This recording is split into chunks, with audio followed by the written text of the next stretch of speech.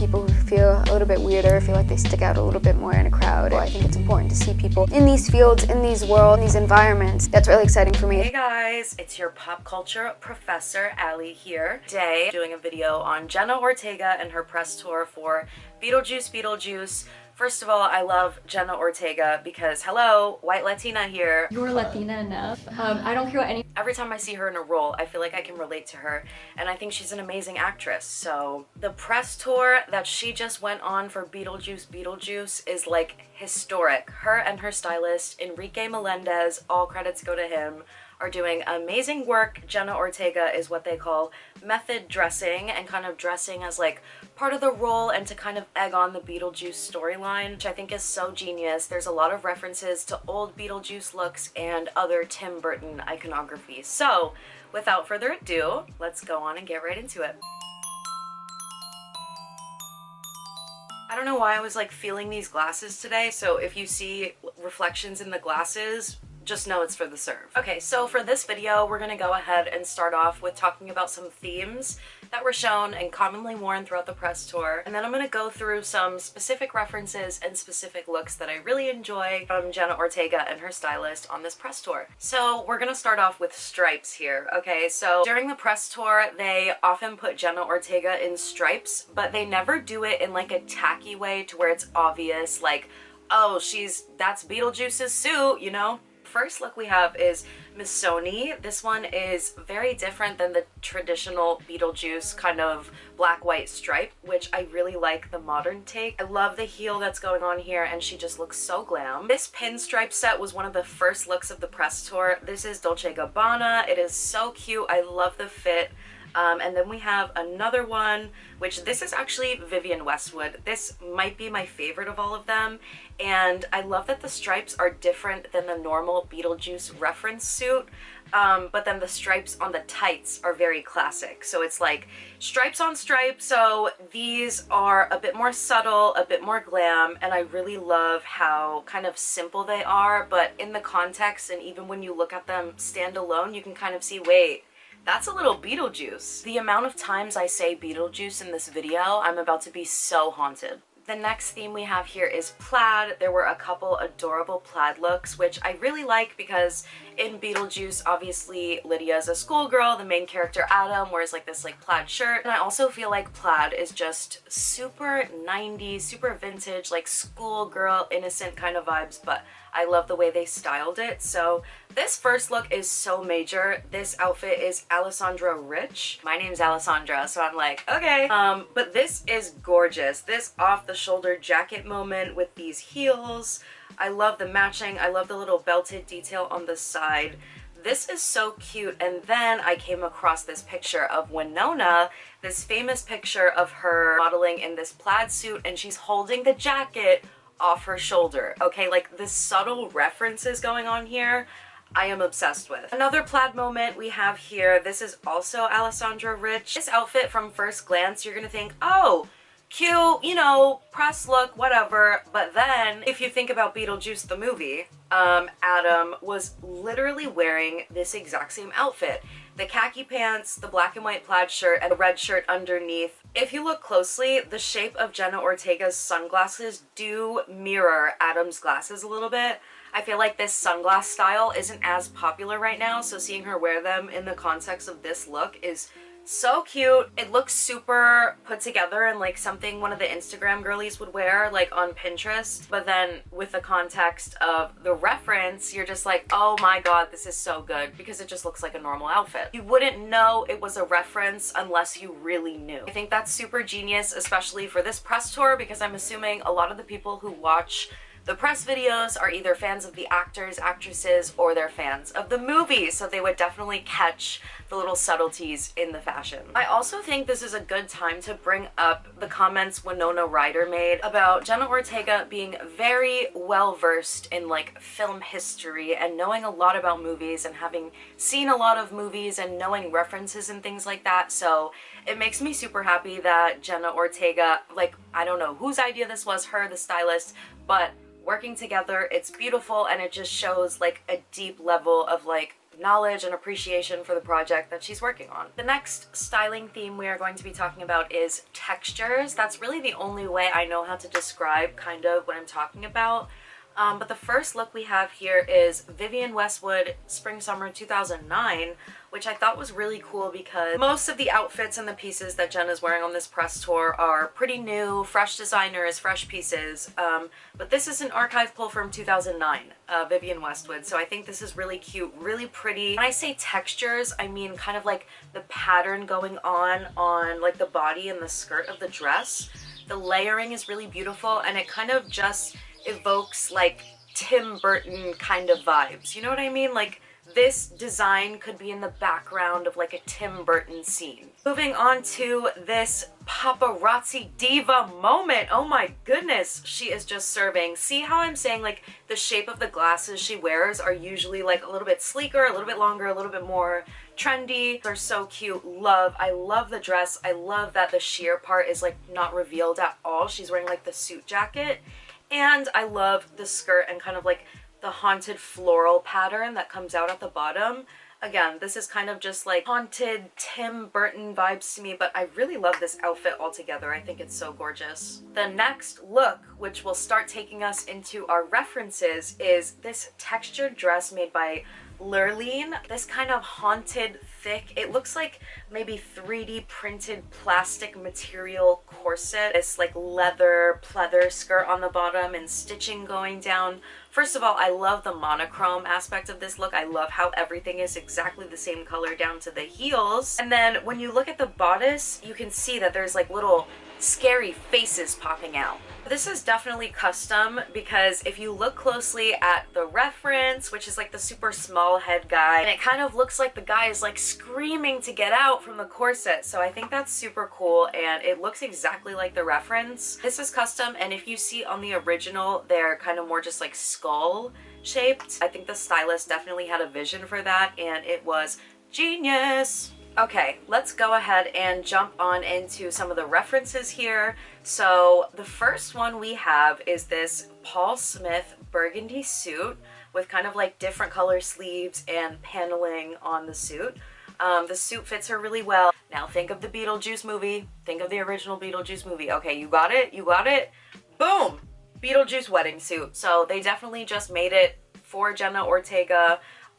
They made it a little sleeker, a little bit, I guess, more feminine, less disgusting, because Beetlejuice is honestly disgusting as fuck. Not to jump into like the most gorgeous one, but this dress, this must have been like a big premiere. I'm sorry, I don't know what premiere this was, but this is Christian Dior, this dress. And if the memory is not already evoking for you, because we're talking about Beetlejuice, it's Lydia's red wedding dress. I love the modernized version. I love the summer version. Like there's no sleeves or anything, but there's still kind of like that chiffon, like ruffle detail that is very reminiscent of the original dress.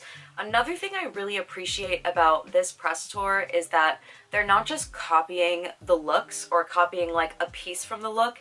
It's very much like taking inspiration and making it like a 2024 Jenna Ortega version. So, okay, moving on to the next look with this floral dress. I love when they style Jenna Ortega looking all haunted and dead. I am actually obsessed with it because she looks so good and it makes me want to do it. But yeah, the first thing we notice is this beautiful floral dress, and then your eyes kind of go right to the book for the recently deceased. This is a custom bag, one of a few made for this press tour by Ozias, a brand called Ozias. Bag is definitely a focal point of this look. You can see another photo, they have her like draped over it, looking very dead and haunted. But if you don't already remember, this is the dress that Barbara is wearing for most of the original Beetlejuice movie. I mean, it's not the same dress, but it's a white, flowy, floral dress. And of course, Enrique Melendez and Jenna Ortega put their own spin on it. They made it super flowy, super modern. I really love this look on her. Of course, they included the handbook purse, which I think is so cute because Barbara is the one who's using the handbook during the movie. Just tens all around. God knows I could not make ASMR videos because of the amount of sound that is constantly going on outside of my window. I just had to close the window.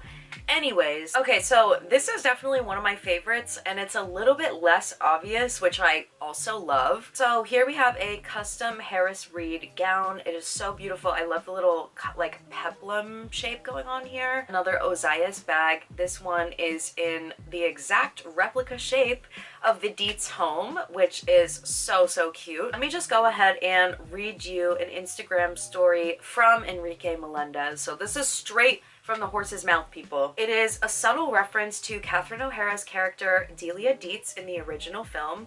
The colors of the dress are an inventive take on Delia's love of black clothing and the large green sculpture she creates. The gown is also very sculptural in nature, especially with the peplum coming out at the side.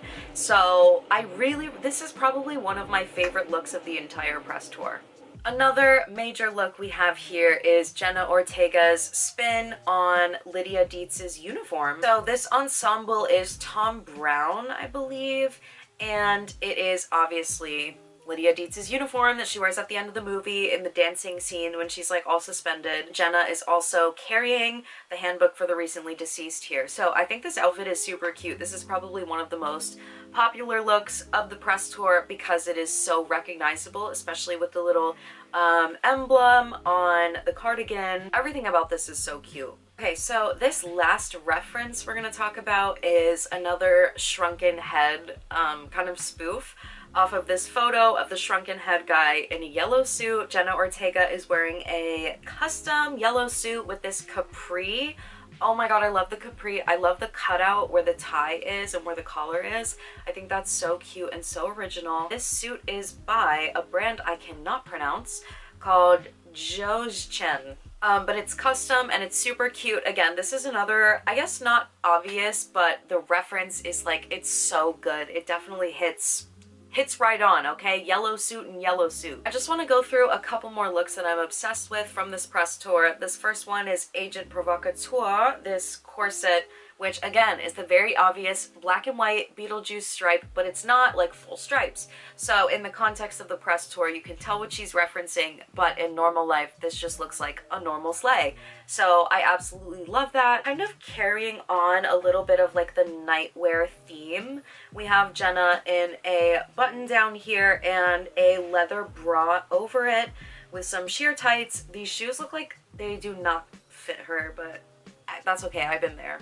Another look is Jenna in Dion Lee, this Dion Lee dress with kind of this like draping, and it kind of reminds me of ribs in like a weird way, like bones in your body, like the rib cage kind of thing.